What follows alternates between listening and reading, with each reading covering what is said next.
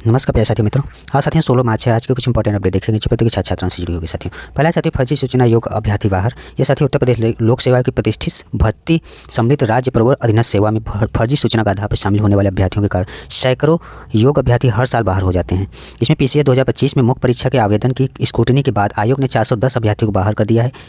इनमें 260 अभ्यर्थी ऐसे हैं जिनके पास आवेदित पद के लिए आवश्यक शैक्षणिक अर्हता ही नहीं थी। इसके अलावा दर्जनों छात्र ऐसे भी हैं जिसके पास आरक्षण संबंधी प्रमाण पत्र नहीं थे, फिर भी उन्होंने उस श्रेणी में आवेदन कर दिया और जब मुख्य परीक्षा के लिए आवेदन मांगे गए तो आयोग को पत्र लिखकर उस श्रेणी में नहीं रखने का भी अनुरोध करने लगे।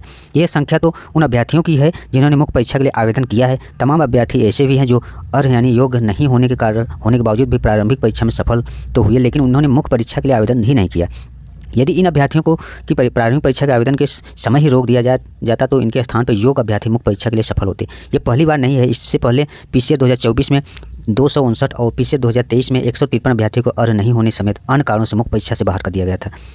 PCS प्रारंभिक परीक्षा में सीटों की संख्या 15 गुना अभ्यर्थियों को मुख्य परीक्षा के लिए क्वालिफाई किया जाता है। ऐसे में मुख्य परीक्षा के लिए सफल होने वाले अभ्यर्थियों की संख्या सीमित होती है और उसमें भी फर्जीवाड़ा करने वाले जो अभ्यर्थी हैं उनके अलावा जो है आने से योग्य अभ्यर्थी के अवसर छिन जाते हैं। अगर फर्जी कैंडिडेट है वो इसमें अपना जगह नहीं बना पाते। नेक्स्ट अपडेट देखेंगे साथियों, ये है JTET में अब पहली से 5वीं के लिए मैट्रिक और 6वीं से 8वीं के लिए इंटर स्तर के प्रश्न। शिक्षक पात्रता परीक्षा साथियों JTET की नियमावली को 31 मार्च तक अंतिम रूप देने की तैयारी है। कार्मिक विभाग से भाषा को लेकर मांगे मंतव्य के बाद अब शिक्षा विभाग ने प्रारंभिक परीक्षा के लिए कोर्स की भी तैयारी कर लिया है और JCERT ने कोर्स तैयार कर स्कूली शिक्षा व साक्षरता विभाग को सौंप दिया है। झारखंड शिक्षक पात्रता परीक्षा यानी TET की नई नियमावली में परीक्षा के कुछ प्रावधानों में भी बदलाव किए गए हैं।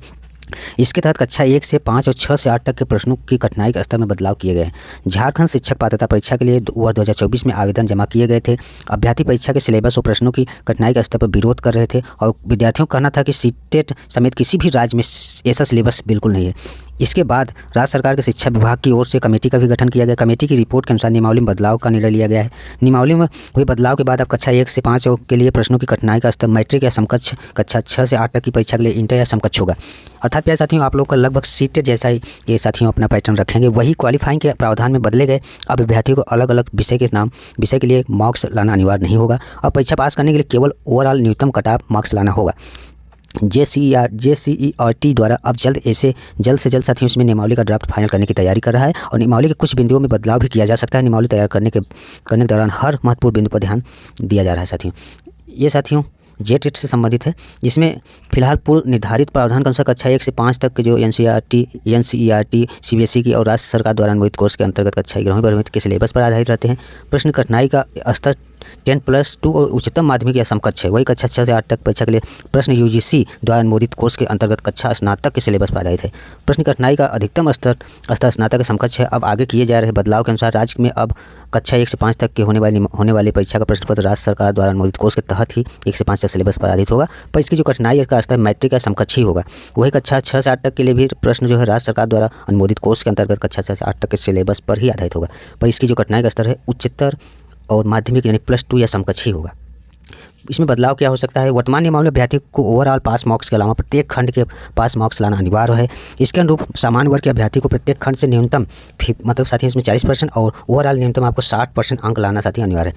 अन्य वर्ग के अभ्यर्थियों को प्रत्येक खंड में जो साथियों कैटेगरी के कैंडिडेट हैं उनके लिए 35% है। ओवरऑल साथियों 55% अंक लाना अनिवार्य है। अब अभ्यर्थियों को परीक्षा पास करने के लिए केवल ओवरऑल न्यूनतम कट ऑफ प्राप्तांक लाना होगा, यानी 40% और 35%। इसके तहत अब सामान्य वर्ग और आर्थिक रूप से कमजोर वर्ग के अभ्यर्थियों को ओवरऑल 60% वो अन्य अभ्यर्थियों के लिए साथियों 55 अंक लाना अनिवार्य होगा। मेरा प्यारे साथियों JTET से संबंधित महत्वपूर्ण अपडेट। नेक्स्ट अपडेट देखेंगे दरोगा भर्ती से संबंधित, जिसका साथियों 14-15 मार्च से कल यानी संपन्न होगा और दरोगा भर्ती के लिए 22 लाख में ले रहे थे ठेका। इससे संबंधित गिरफ्तारियां हुई। STF ने आरोपी को गिरफ्तार कर सरगना समेत 2 साथियों को तलाश मोबाइल बरामद हुआ है। यूपी पुलिस दरोगा परीक्षा पास कराने का झांसा देकर अभ्यर्थी को ठगी करने वाले जो गैंग के एक आरोपी को STF मेरठ की टीम ने रविवार को गिरफ्तार किया। मुख्य सरगना समेत 2 साथी फरार है। पकड़े गए युवक के पास से 6 प्रवेश पत्र, 8 WhatsApp चैट व मोबाइल बरामद हुआ है। पुलिस की 2 टीमें सरगना की तलाश में जुटी है। वे लोग 22 लाख रुपये में परीक्षा उत्तीर्ण कराने का ठेका ले रहे थे।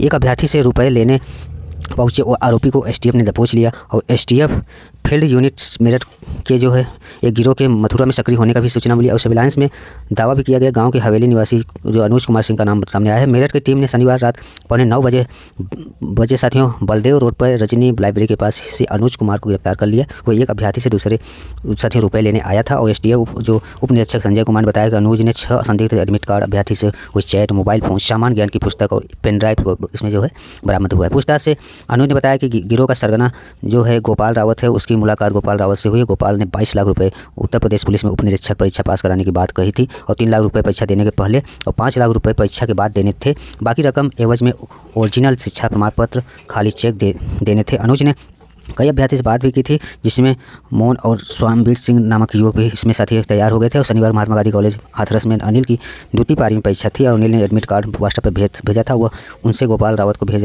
दिया था। पेपर ब्लूटूथ पर सॉल्व कराने का भी वादा किया गया था। परीक्षा से पहले गोपाल अनिल के स्वजन से 3 लाख रुपये अन्य कागजात लेकर चला गया और परीक्षा के बाद बाकी रुपये कागजात अनुज को लेने थे। उनको लेने के लिए वो जो यहाँ आया था इसी के चलते साथियों को पकड़ा गया। इसलिए साथियों इस तरह के धोखाधड़ी से बचें और इस तरह के जो सरगना है उनसे आप दूरी बनाए रखें। पुलिस भर्ती में साथियों टोटल साथियों इसमें अनुपस्थिति रही लगभग साथियों 5 लाख अनुपस्थिति रही। 10 लाख के आसपास कैंडिडेट्स एग्जाम दिए हैं। यूपीएसआई पुलिस समकक्ष में साथियों 4,553 पदों भर्ती के लिए शनिवार और रविवार 2 पालियों में परीक्षा संपन्न हो गई, जिसमें साथियों 4,98,357 भर्ती अनुपस्थित रहे, जबकि दोनों दिन कुल साथियों 10,77,403 अभ्यर्थी ने लिखित परीक्षा दी।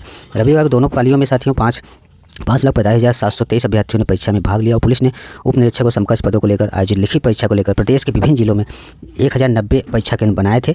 इंटरनेट मीडिया के विभिन्न प्लेटफॉर्मों पर परीक्षा को लेकर भ्रामक सूचनाएं प्रसारित करने के मामले में भर्ती बोर्ड ने FIR दर्ज कराई है। रविवार को सुबह 10 बजे से दोपहर 12 बजे तक प्रथम पाली की परीक्षा में कुल 2,70,895 अभ्यर्थी सम्मिलित हुए। वहीं दूसरी पाली की परीक्षा में कुल साथियों 2,74,918 अभ्यर्थी इसमें सम्मिलित हुए। फिर साथियों यूपीएसआई से संबंधित महत्वपूर्ण अपडेट। नेक्स्ट अपडेट है साथियों यूपीएसआई से संबंधित, जिसमें साथियों एक विवादित प्रश्न है जिसमें साथियों मुख्यमंत्री इसमें सख्त हुए हैं। जात पंथ पर अमर्यादित टिप्पणी स्वीकार नहीं है। एएसआई भर्ती परीक्षा के एक सवाल में पंडित शब्द के इस्तेमाल पर फैला है आक्रोश। सीएम ने सभी भर्ती परीक्षा के बोर्ड अध्यक्षों को पेपर सेट करने वालों के साथ शर्तें तय करने का भी निर्देश दिया है। उत्तर प्रदेश पुलिस में एएसआई भर्ती लिखित परीक्षा में पूछे गए विवादित प्रश्न के प्रकरण पर मुख्यमंत्री ने कहा है कि उन्होंने सभी शर्तें बोर्ड के अध्यक्षों को निर्देश दिया है कि किसी भी व्यक्ति जाति, पंथ, संप्रदाय की मर्यादा या आस्था के विषय में अमर्यादित टिप्पणी नहीं होनी चाहिए। यह किसी भी सूरत में स्वीकार नहीं है। सीएम ने भर्ती बोर्ड के अध्यक्षों को सभी पेपर सेटर्स को इस बात विशेष सावधानी बरतने के भी निर्देश देने को कहा है। साथ ही उन्होंने आदतन ऐसी हरकतें करने वालों को तत्काल प्रतिबंधित करने का भी कहा है। उन्होंने कहा कि सभी पेपर सेटर्स के साथ परीक्षा से संबंधित AOU करने के दौरान एक बाबत शर्त भी जोड़ी जाए। इसमें साथियों इसी से संबंधित रहा जो पेपर में साथियों पंडित शब्द का इस्तेमाल हुआ। शनिवार एएसआई भर्ती की सामान्य हिंदी के प्रश्न पर में पूछे गए अवसर के लिए बदल जाने वाले के लिए एक शब्द लिखिए। सवाल के जवाब के विकल्पों में पंडित भी था।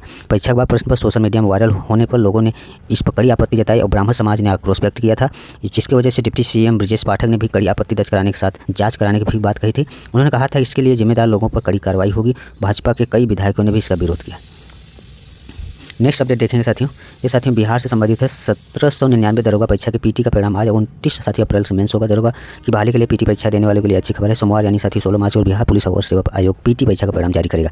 1799 साथी दरोगा पद के लिए पीटी परीक्षा 18 से 21 जनवरी को 2 पालियों में पटना समेत पूरे बिहार के 498 परीक्षा केंद्रों पर हुई थी। आयोग ने रविवार को परिणाम तैयार कर लिया है। पीटी पास करने वाले अभ्यर्थियों के लिए आयोग आवेदन के लिए जो है विज्ञापन निकालेगा। मेंस के लिए अभ्यर्थी आवेदन देंगे और 19 अप्रैल को एक ही दिन में से 2 शिफ्टिंग में साथियों परीक्षा करा ली जाएगी। नेक्स्ट अपडेट देखेंगे बीपीएससी टीआरई को लेकर साथियों विद्यार्थी काफ़ी नाराज है। नोटिफिकेशन आने में भी काफ़ी डिले हो गया है, जिसके एवज में साथियों विद्यार्थी साथियों 18 मार्च को महाआंदोलन की तैयारी कर रहे हैं। टीआरई 4 साथियों वैकेंसी को विज्ञापन जारी नहीं होने से शिक्षक विद्यार्थी में नाराजगी बढ़ती जा रही है। अधियाचना मिलने के 1 महीने बाद भी साथियों कोई नोटिफिकेशन नहीं दिया गया है। इससे संबंधित साथियों छात्र नेता जो है उनका कहना है कि राजधानी पटना के वीर चंद्र पटेल पथ में आयोजित संवाददाता सम्मेलन में 18 मार्च को महाआंदोलन करने की भी घोषणा की। उन्होंने कहा कि टीआरई 4 के लाखों अभ्यर्थी 2 वर्षों से वैकेंसी का इंतजार कर रहे हैं। पिछले 1 वर्ष से शिक्षा मंत्री द्वारा लगातार ये कहा जा रहा था कि 10 से 15 दिनों में वैकेंसी जारी हो जाएगी। चुनाव से पहले चुनाव के दौरान भी जल्द विज्ञापन जारी होने की भी बात कही गई थी। उन्होंने बताया कि बीपीएससी ने फरवरी से दूसरे सप्ताह में एक सूचना जारी कर कहा था अधियाचना मिल चुकी है और शीघ्र ही टीआरई 4 का विज्ञापन जारी किया जाएगा, लेकिन 1 महीने से अधिक समय बीत जाने के बाद भी अब तक विज्ञापन जारी नहीं किया गया है। दिलीप कुमार का कहना है कि बार बार टीआरई 4 अभ्यर्थियों को गुमराह किया गया। विज्ञापन के इंतजार में हजारों अभ्यर्थियों को उम्र सीमा भी समाप्त होने जा रही है। ऐसे में अब आंदोलन ही एकमात्र रास्ता बचा है। इसी को लेकर सभी प्रार्थियों द्वारा 18 मार्च को पटना कॉलेज में महाआंदोलन की शुरुआत की जाएगी और वहां से बीपीएससी कार्यालय तक मार्च किया जाएगा। और उन्होंने कहा कि एक वो मुख्यमंत्री समृद्धि यात्रा के दौरान लगातार टीआरई 4 की वैकेंसी की बात कर रहे हैं, वही दूसरी अधियाचना मिलने के बावजूद बीपीएससी द्वारा विज्ञापन जारी नहीं किया जा रहा है। ऐसे में मुख्यमंत्री के सम्मान को देखते हुए बीपीएससी को जल्द से जल्द टीआरई 4 का विज्ञापन या नोटिफिकेशन जारी करना चाहिए। ये रहा साथियों बीपीएससी टीआरई 4 से संबंधित अपडेट, जिसका नोटिफिकेशन न आने के एवज में साथियों विद्यार्थी काफ़ी आक्रोशित हैं और 18 मार्च को महाआंदोलन की तैयारी कर रहे हैं। नेक्स्ट अपडेट है प्यारे साथियों, स्वास्थ्य शिक्षा अधिकारी भर्ती में एक सीट पर 500 साथियों 65 दावेदार हैं। 200 कई रिक्त पदों के लिए 1.2 लाख अभ्यर्थी ने आवेदन किया है। उत्तर प्रदेश लोक सेवा आयोग की ओर से स्वास्थ्य शिक्षा अधिकारी के रिक्त पद जो है 221 पदों के लिए 22 दिसंबर से 22 जनवरी तक ऑनलाइन आवेदन मांगे गए थे। इस दौरान साथियों 1,24,806 अभ्यर्थी ने आवेदन किए हैं, यानी एक पद पर करीब 565 अभ्यर्थी इसमें दावेदारी हैं। और ये जानकारी आरटीआई के माध्यम से अभ्यर्थी एक आरटीआई किए थे, उसके माध्यम से जानकारी मिली है। भर्ती में शामिल अभ्यर्थी के पास किसी मान्यता प्राप्त विश्वविद्यालय से समाजशास्त्र अन्य सामाजिक विज्ञान विषय में स्नातक में मास्टर डिग्री होना अनिवार्य है। सामाजिक विज्ञान के अंतर्गत समाजशास्त्र, मानव विज्ञान, मनोविज्ञान, सामाजिक मनोविज्ञान, राजनीतिक विज्ञान, भूगोल, इतिहास, अर्थशास्त्र जैसे विषय शामिल है। इसके अलावा अधिमानी अर्हता में प्रसार कार्य का अनुभव, परिवार कल्याण कार्यक्रम के अंतर्गत प्रशिक्षित, प्रादेशिक सेना में कम से कम 2 वर्ष की सेवा है, राष्ट्रीय कैडेट को एनसीसी का भी प्रमाण पत्र शामिल किया गया था। आयोग की परीक्षा कैलेंडर के अनुसार भर्ती की स्क्रीनिंग परीक्षा 4 अक्टूबर को प्रस्तावित है और ब्यूरो आयोग ने जारी नहीं किया पाठ्यक्रम। अभ्यर्थियों ने बताया कि इससे पहले 2005 में साथियों शिक्षा अधिकारी भर्ती निकली थी। कितने लंबे इंतजार के बाद वैकेंसी आई है। इस भर्ती का आवेदन प्रक्रिया पूरी के होने के बाद भी पाठ्यक्रम जारी नहीं किया गया है, जिससे अभ्यर्थियों में काफ़ी असमंजस की स्थिति बनी हुई है। एग्जाम डेट दे दिया है लेकिन साथियों सिलेबस नहीं इसका दिया है। उन्होंने बताया कि आयोग विस्तृत और अद्यतन पाठ्यक्रम आधिकारिक वेबसाइट पर जारी करने की भी मांग किया गया है। यह साथियों शिक्षा विभाग से संबंधित उत्तर प्रदेश लोक सेवा आयोग से संबंधित यह महत्वपूर्ण अपडेट। ये रहा प्यारे साथियों आज के कुछ इंपॉर्टेंट अपडेट। धन्यवाद।